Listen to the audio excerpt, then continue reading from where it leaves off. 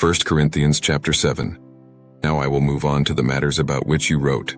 Yes, it is a good thing for a man to refrain from touching a woman. However, to avoid the temptation to immorality, each man should have his own wife, and each woman her own husband. A husband should give to his wife her conjugal rights, and likewise a wife should fulfill her conjugal obligations to her husband. For a wife does not have authority over her own body, but the husband does. Likewise, a husband does not have authority over his own body, but the wife does. Do not deprive one another, except perhaps by mutual consent for a specified time, so as to devote yourselves to prayer. Then come together again so that Satan may not tempt you by taking advantage of your lack of self-control. I suggest this not as a command but by way of concession. I wish that all of you would be as I myself am. However, each person has a particular gift from God, one having one kind and another a different kind. To the unmarried and to widows I say that it is a good thing for them to remain as they are, as I do. However, if they are unable to exercise self-control, they should marry, for it is better to be married than to burn with passion. To those who are married I give this command, which is not mine but the Lord's.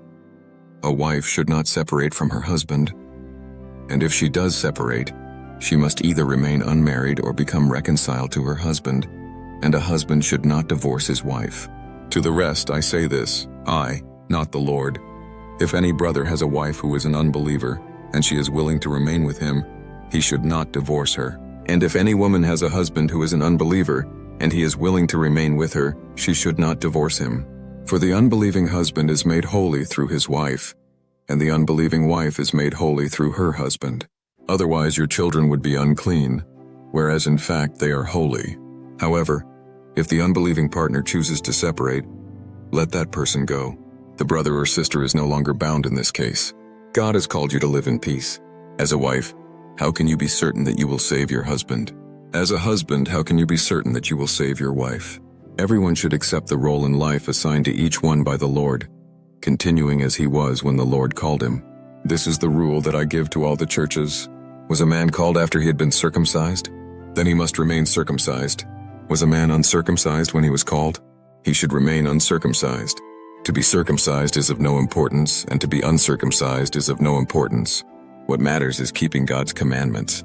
Everyone should remain as he was when he was called. Were you a slave when you were called? Do not let that concern you. But if you have an opportunity to gain your freedom, take it. For whoever was called in the Lord as a slave is a freedman of the Lord, just as whoever was free when he was called is a slave of Christ. You were purchased at a price. Do not become slaves of men. Therefore, brethren, everyone should remain before God in the condition in which he was called. In regard to virgins, I have received no instructions from the Lord, but let me offer my own opinion as one who by the Lord's mercy can be considered trustworthy. I think that in this time of stress, a man should remain in his current state. Are you bound to a wife? Do not seek to be free. Are you free of a wife? Then do not look for a wife. However, if you do marry, you do not sin, nor does a virgin sin if she marries. But those who marry will experience hardships in this life, and from these I would like to spare you. What I am saying, brethren, is that our time is short. From now on, those who have wives should live as though they had none, and those who mourn as though they were not mourning, and those who rejoice as though they were not rejoicing, and those who buy as though they had nothing, and those who make use of the world as though they had no dealings with it. For the world as we know it is passing away. It is my wish that you be free of all anxieties. An unmarried man devotes himself to the Lord's affairs and is concerned as to how he can please the Lord.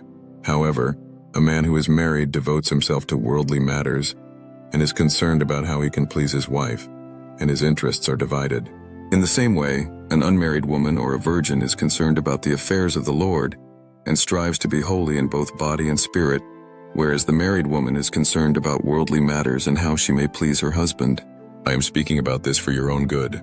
I have no intention to impose any restraint upon you, but I wish you to be guided by a sense of propriety, to devote yourself to the Lord free from distraction. If a man feels that he is behaving improperly toward his virgin because a critical moment has come and it seems that something should be done, let him do what he wills.